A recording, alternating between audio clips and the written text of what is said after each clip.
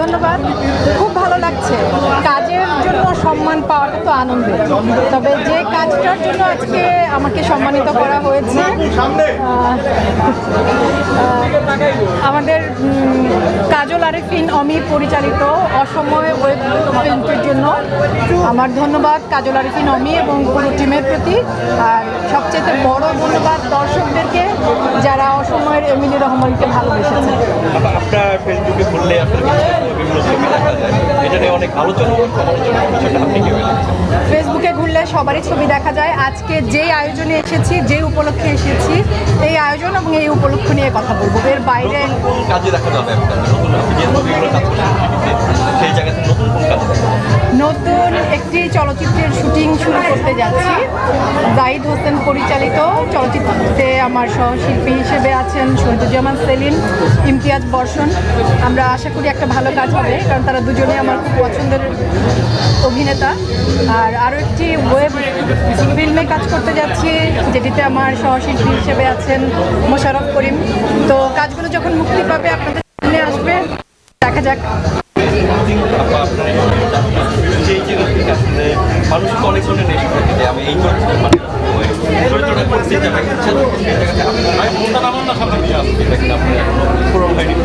না, মানে কোনো একটা চরিত্রের কথা আমি আলাদা করে বলতে চাই না বা বলতে পারবো না। আমি আসলে এভাবে বলি যে আমি অপেক্ষা করি। আমার কাছে যেই চরিত্রেরা আসে, ধরেন বছরে 4-5টা চরিত্র এলো, তো তার মধ্য থেকে যেই 1-2টি চরিত্রকে আমার মনে হয় যে এই চরিত্রের মধ্য দিয়ে আমি আমাকে দেখতে চাই, সেই কাজগুলোর সাথে আমি যুক্ত হই। তো এই তো এভাবেই চলছে, যতদিন বেঁচে আছি, সুস্থ আছি, এভাবেই হয়তো চলবে। যেই চরিত্রগুলোকে পছন্দ হবে আমাকে সেই চরিত্রগুলোর মধ্যে দেখতে চাইবো বা আপনাদের কাছে পৌঁছাতে চাইবো। নতুন বাংলাদেশ সবাই সব জায়গায় সংস্কৃতি যাচ্ছে, আমাদের নাট্য অঙ্গনে অনেক সংস্কৃতি, সেই জায়গা থেকে আমি আসলে আমি মানুষের শান্তি চাই। মানে আমরা পরিবার বলি, সমাজ বলি, দেশ বলি, সকল কিছুর ঊর্ধ্বে হচ্ছে মানুষ, প্রাণ। মানে ইট কাঠের কাঠামোতে কিছু হয় না, মানুষে হয়। তো মানুষের জীবনে শান্তি হোক, মনে শান্তি হোক, সবার সংস্কারটা আসলে প্রথমে নিজের ভেতর থেকে আসতে হবে। আমি যদি শুদ্ধ না হই, আমার আশেপাশে কিছু শুদ্ধ হবে না। তো দেশ একলা একলা শুদ্ধ হতে পারবে না যদি দেশের সব মানুষরা আমরা শুদ্ধ না হই।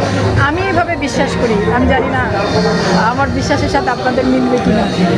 চলচ্চিত্রের বাইরে আপনি আপনাকে নাটকে ব্যস্ত করতে হয়, নাটকে কি আমার নিয়মিত হওয়ার ইচ্ছা আছে? ভাইয়া আমি অভিনয় করি, তো আমি আসলে মাধ্যমকে ওভাবে আলাদা করি না। আমি আগেও এটা বলেছি, আমি ধরেন মঞ্চ, টেলিভিশন, ওটিটি, চলচ্চিত্র, বিজ্ঞাপন, প্রতিটি মাধ্যমেই আমার কাজ হচ্ছে অভিনয়। তো আমি অভিনয়টা করতে ভীষণ ভালোবাসি। অভিনয় আমার শুধু পেশা না, অভিনয় আমার ভালোবাসা। তো মাধ্যম যেটাই হোক, আমার কাছে গল্প, চরিত্র যা আসে, তার মধ্যে যাকে পছন্দ হবে তার সাথে আমি যুক্ত হব।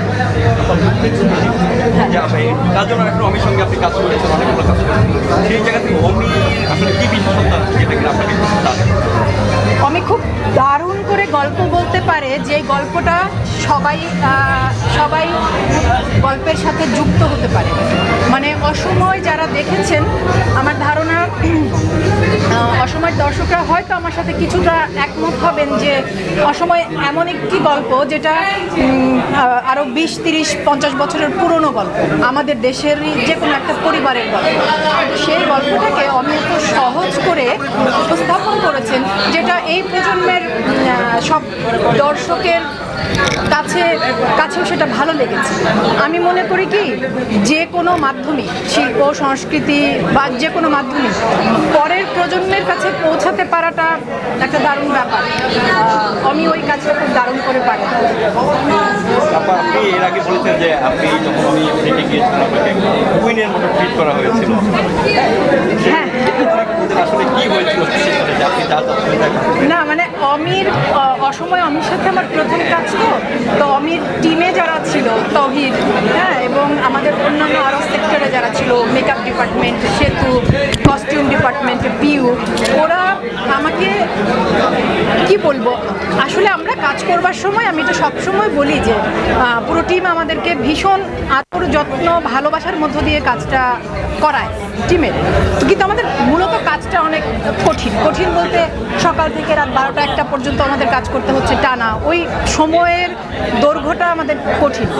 কিন্তু কমিট টিমটাতে যেটা হয়েছিল, ওরা আর্টিস্টদের জন্য এত কমফোর্টেবল একটা ব্যবস্থা রেখে সব কিছুতে, বা আমার যখন যেটা মনে হচ্ছে শুধু আমি না, সব আর্টিস্টদের জন্য, সেই জন্য আমি বলেছি যে অমিত টিমে কাজ করতে গেলে প্রত্যেকেরই নিজেকে মনে হয় যে একদম রাজা রানীর মতো ট্রিট করছে সবাইকে। Okay, thank you. Thank you so much.